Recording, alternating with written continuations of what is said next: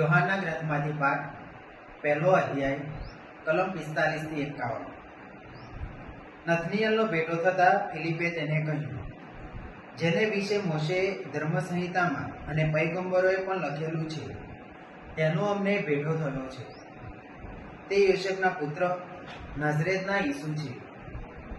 ત્યારે નથનીએલ બોલી ઉઠ્યો, નાઝરેતમાંથી કશું સારું નીકળી શકે ખરું? ફિલિપે કહ્યું, ચાલ અને જો. નથનીએલને પોતા તરફ આવતો જોઈ ઈસુએ કહ્યું, જુઓ, આ એક સાચો ઇઝરાયેલી આવે છે, એનામાં લગારે કપટ નથી. નથનીએલે તેમને પૂછ્યું, આપ મને ક્યાંથી ઓળખો? ઈસુએ જવાબ આપ્યો, ફિલિપે તને બોલાવ્યો તે પહેલા મેં તને અંજીરના ઝાડ નીચે જોયો હતો. નથનીએલે કહ્યું, ગુરુજી, આપ ઈશ્વરના પુત્ર છો, આપ ઇઝરાયેલના રાજા છો. ઈસુએ તેને કહ્યું, મેં તને અંજીરના ઝાડ તળે જોયો હતો, એમ મેં કહ્યું એટલા પરથી તને મારા ઉપર શ્રદ્ધા બેઠી છે. એના કરતાં પણ મોટી બાબતો તને જોવા મળશે. પછી એમણે કહ્યું, હું તમને સાચું કહું છું કે તમે આકાશને ઓગળેલું અને દેવદૂતોને માનવ પુત્ર દ્વારા ચડતા અને ઉતરતા જોશો. આ પ્રભુની વાણી છે, તે આપણો આધાર છે. ઈસુ ખ્રિસ્તમાં વાલા મિત્રો, યોહાનના પહેલા ગ્રંથમાં 45 કલમમાં આપણે વાંચ્યું કે નથનીએલનો ફિલિપનો ભેટો થતા ફિલિપે તેને જણાવ્યું કે મોશેની ધર્મસંહિતામાં અને પૈગંબરોએ જે લખેલું છે એમનો આજે અમને ભેટો થયો છે, અને એ નાઝરેતના ઈસુ છે. જ્યારે નથનીએલે સાંભળ્યું કે એ નાઝરેતના ઈસુ છે, ત્યારે નથનીએલ આશ્ચર્યચકિત થઈને બોલ્યો કે શું નાઝરેતમાંથી કંઈ સારું નીકળી શકે ખરું? ત્યારે ફિલિપે તેને કહ્યું, ચાલ અને જો.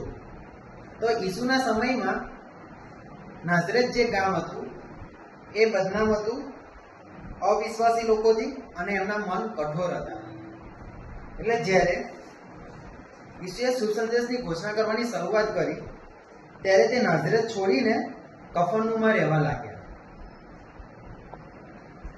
જ્યારે નથનીએલે તેને કહ્યું કે નાઝરેતમાંથી સારું કંઈ નીકળી શકે ખરું, ત્યારે ફિલિપે તેને જવાબ આપ્યો કે ચાલ અને જો.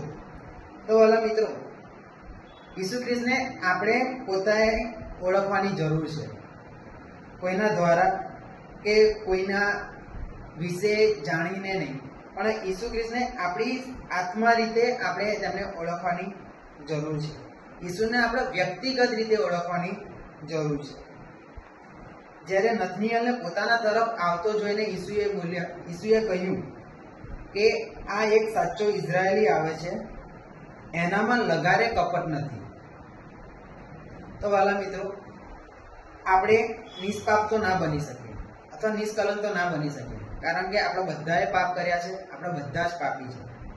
પણ હા, આપણે નથનીએલની જેમ નિષ્કપટ તો બનવું જ જોઈએ. કપટ મતલબ કે કોઈના પ્રત્યે આપણા મનમાં રહેલી ઈર્ષા, વેરઝેર અથવા તો છલ, કે કોઈને આપણે બેવકૂફ બનાવવું, કોઈ બી પ્રકારનો એવો ગુણ આપણામાં ન હોવો જોઈએ જેનાથી આપણા આત્મા ઉપર કોઈ કપટ લાગે.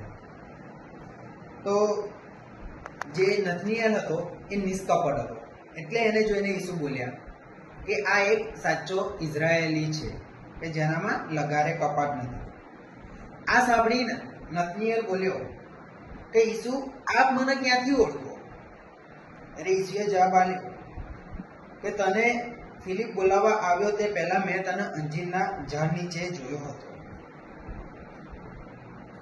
આપણે યોહાનના ગ્રંથમાં વાંચીએ છીએ, યોહાનનો ગ્રંથ 2 અધ્યાય અને 25મી કલમમાં વાંચીએ છીએ કે પ્રભુને ખબર જ છે કે મનુષ્યની અંદર શું છે, ઈસુથી કંઈ પણ છૂપું નથી. આપણે શું કરીએ છીએ? આપણે આપણા મનના વિચારો, આપણી રહેણ સહેણ, આપણું વાણી, વર્તન અને વ્યવહાર, સર્વ કાંઈ ઈસુ આગળ ખુલ્લું છે, તે બધું જ જાણે છે. આપણું ફ્યુચર શું છે તે પણ જાણે છે. આ જવાબ સાંભળીને નથનીએલે કહ્યું કે ગુરુજી, આપ ઈશ્વરના પુત્રો છો અને ઇઝરાયલના રાજા છો. કહેવાય છે કે સર્વ પ્રેષિતોમાં આ એક પ્રેષિત એવા હતા કે તેમણે તરત જ ઈસુને ઓળખી લીધા. મળતા પહેલી મુલાકાતમાં જ ઈસુને ઓળખી લીધા અને કહ્યું કે આપ ઇઝરાયલના રાજા છો, આપ ઈશ્વરના પુત્ર છો.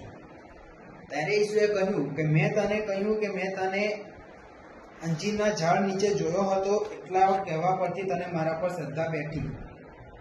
પણ મોટી બાબતો તને જોવા મળશે. અને ત્યારબાદ તેમણે કહ્યું કે હું તમને સાચું કહું છું કે તમે આકાશને ઉઘડેલું અને દેવદૂતોને માનવ પુત્ર દ્વારા ચડતા અને ઉતરતા જોશો. તો આ ક્યારે શક્ય છે વાલા મિત્રો? આ શક્ય છે કે આપણે આપણા હૃદયને નિષ્કપટ થવાથી બચાવીએ. માથીના ગ્રંથમાં 5મા અધ્યાય અને 8મી કલમ કહે છે, ધન્ય છે જેના હૃદય નિર્બળ છે, તે ઈશ્વરના દર્શન કરશે. તો વાલા મિત્રો, આપણું હૃદય, આપણો આત્મા, આપણે નિર્દયપણે આપણું જીવન જીવવાનું છે. તો જ આપણે જે આ 51મી કલમમાં કહ્યું છે કે હું તમને સાચું કહું છું કે તમે આકાશને ઉઘડેલું અને દેવદૂતોને માનવ પુત્ર દ્વારા ચડતા અને ઉતરતા જોશો. જો આપણું હૃદય નિષ્કપટ હશે, નિર્મળ હશે, તો આપણે પણ જરૂર પ્રભુ ઈસુના દર્શન કરીશું. તો વાલા મિત્રો, આજથી આપણે કોશિશ કરીએ કે આપણું વાણી, વર્તન, વ્યવહાર અને આપણી જીવનશૈલી કોઈના માટે બોજ ના બને, કે આપણા પોતાના સ્વાર્થ માટે આપણે કોઈને નુકસાન ના પહોંચાડીએ, પણ આપણે એક નિર્મળ મન એટલે પ્રભુ ઈસુએ આપેલી 10 આજ્ઞાઓ, એ અનુસાર આપણે જીવન જીવીએ તો આપણે જરૂર નથનીએલની જેમ પ્રભુ ઈસુના દર્શન કરીશું. આભાર.